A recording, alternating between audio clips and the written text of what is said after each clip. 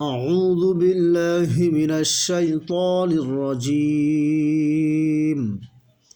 سورة الكافرون مكية.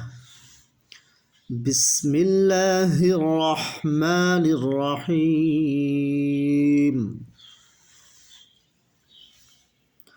قل يا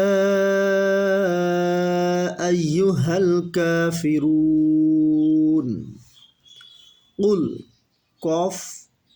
কফটা 4 নম্বর মাখরাজ জিহ্বার গোড়া তার বরাবর উপরে তালুর সঙ্গে লাগিয়ে 2 নুকতাওয়ালা কফ। কুল এর উপরে খাড়া জবর মদের হরফ, আর আমরা জানি মদের হরফের উপরে চিকুন চিহ্ন হলে 3 আলিফ টেনে পড়তে হবে, এটাকে মধ্যে মুনফাসিল বলা হয়। কুল ইয়া আইয়ুহাল কাফিরুন। কাফের উপরে খাড়া জবর 1 আলিফ টেনে পড়তে হবে। ফি হরকত তাড়াতাড়ি উচ্চারণ করতে তাড়াতাড়ি পড়তে হবে। রুন মদের হরফের বামের হরফে অক্ফ। মদের হরফ হচ্ছে পেশের বাম পাশে জজমলা ওয়াও মদের হরফ, আর মদের হরফের বামের হরফে অক্ফ হইলে মধ্যে আরজি 3 আলিফ টেনে পড়তে হবে।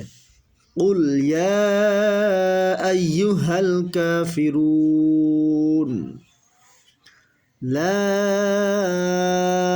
আ'বুদু মা তা'বুদুন। লা এখানে 3 আলিফ টেনে পড়তে হবে, কারণ আমরা জানি মদের হরফের উপরে চিকুন চিহ্ন হলে, মদের হরফের উপরে চিকুন চিহ্ন বামে হামজা হলে 3 আলিফ টেনে পড়তে হবে, এটাকে মধ্যে মুনফাসিল বলে। লা আ'বুদু বা পেশ বু হরকতের উচ্চারণ তাড়াতাড়ি পড়তে হবে। দাল পেশ দু হরকতের উচ্চারণ তাড়াতাড়ি পড়তে হবে।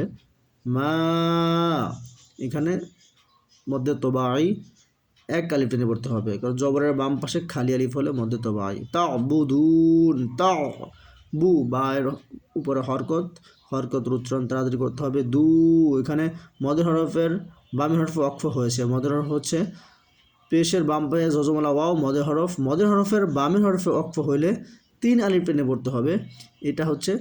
এটাকে মধ্যে আরজি বলে। 3 আলিফ মদ 2 প্রকার, মধ্যে আরজি, মধ্যে মুনফাসিল।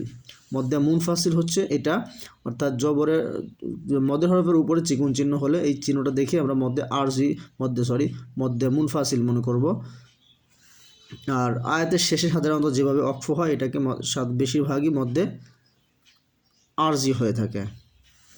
লা আ'বুদু মা তা'বুদুন।